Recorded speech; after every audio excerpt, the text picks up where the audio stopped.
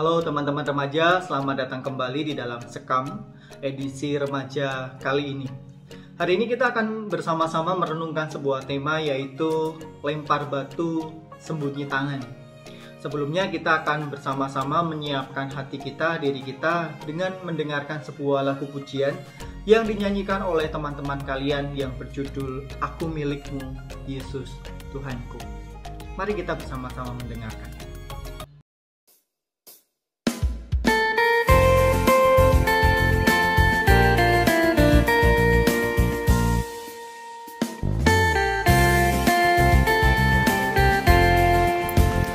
Aku milikmu, Yesus Tuhanku, ku dengar suaramu.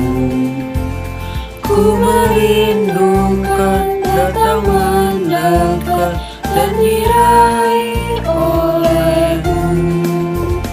Raih daku dan dekatkanlah pada kaki salibmu. Raih daku, raih dan dekatkanlah ke sisimu Tuhanku.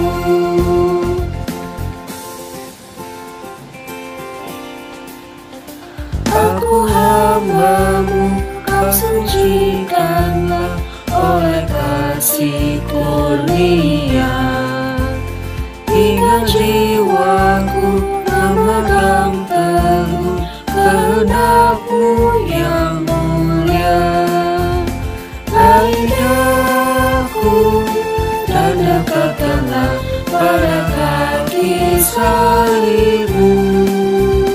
Raih daku, raih dan dekatkanlah ke sisimu Tuhanku.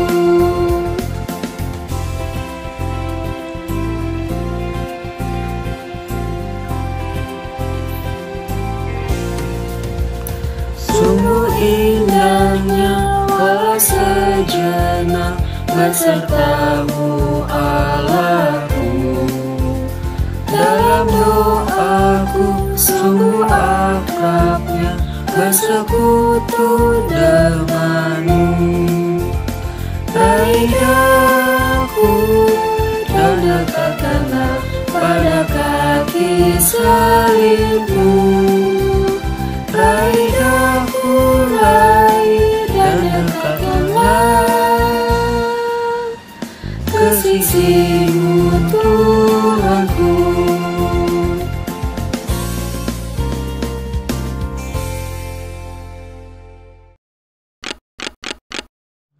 Terima kasih untuk teman-teman remaja yang sudah membawakan sebuah lagu pujian Aku Milikmu, Yesus Tuhanku. Kitab Kejadian pasal 3 ayat 11 sampai dengan ayat 13 akan menjadi bacaan kita dalam membahas tema lempar batu sembunyi tangan.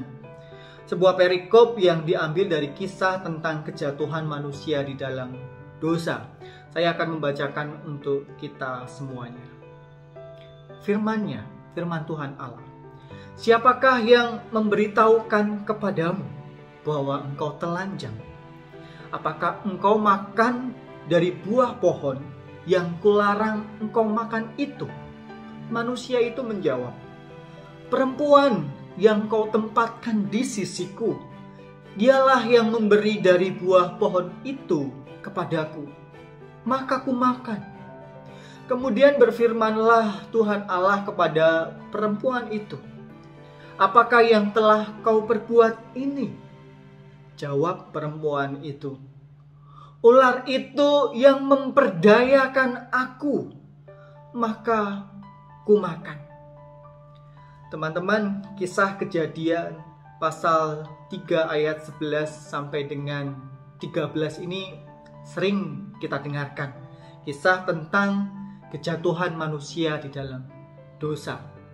Tuhan sudah memberikan sebuah perintah yang jelas kepada Adam dan juga Hawa, bahwa di tengah-tengah Taman Eden itu Tuhan menciptakan ada pohon kehidupan, yang satu pohon kehidupan, yang satu lagi adalah pohon pengetahuan tentang yang baik dan yang jahat. Dan Tuhan memerintahkan kepada Adam dan Hawa untuk tidak memakan buah dari pohon pengetahuan yang baik dan yang jahat. Meraba pun jangan.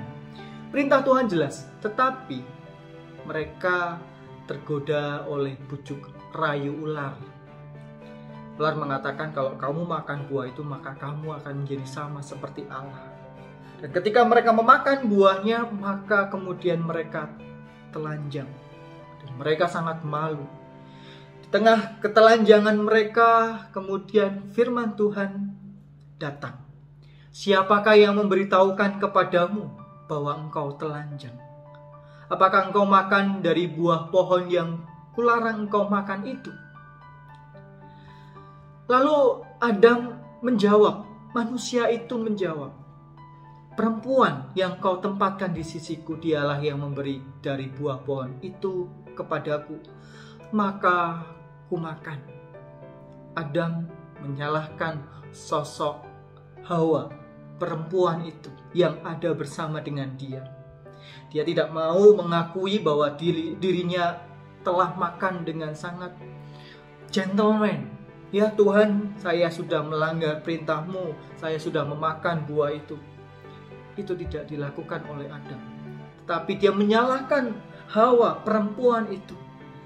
Lalu kemudian Tuhan berfirman, apa yang telah kau perbuat ini kepada Hawa, kepada perempuan itu? Maka perempuan itu menjawab, ular itu yang memperdayakan aku, maka ku makan. Hawa kemudian menyalahkan sosok yang lain lagi, yaitu si ular. Menyalahkan ular. Tidak mengatakan bahwa, ya ampuni aku Tuhan, aku sudah melanggar perintah-Mu. Tapi dia malah menyalahkan orang lain. Mungkin itulah yang akhirnya menjadi kecenderungan kita manusia, lebih mudah untuk menyalahkan orang lain daripada mengakui kesalahan kita, bertanggung jawab dengan kesalahan yang sudah kita lakukan. Dengan gentleman, dengan bertanggung jawab, mengakui bahwa saya sudah salah, saya sudah melakukan kekeliruan, saya sudah teledor, bahwa saya tidak bertanggung jawab, atau saya sudah mengabaikan, menyepelekan tugas saya, dan akhirnya semuanya kacau. Kita lebih mudah untuk menyalahkan si A, menyalahkan si B, atau menyalahkan situasi, sehingga kita merasa bebas dari anggapan bersalah.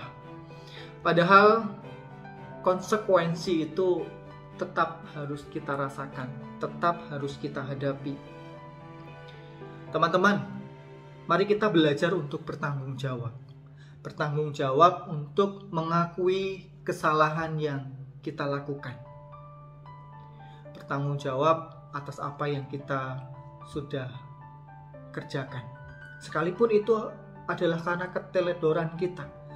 Meskipun itu karena kita tidak sungguh-sungguh dan kemudian berakibat fatal. Ketika kita belajar bertanggung jawab, maka kita belajar untuk berproses menjadi pribadi yang dewasa.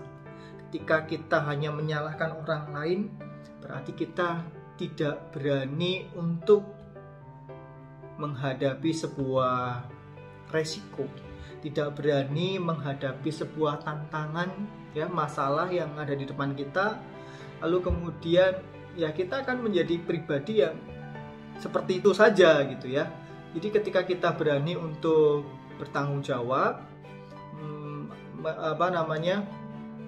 melakukan konsekuensi gitu ya, menghadapi konsekuensi, maka kita dididik untuk menjadi pribadi yang dewasa.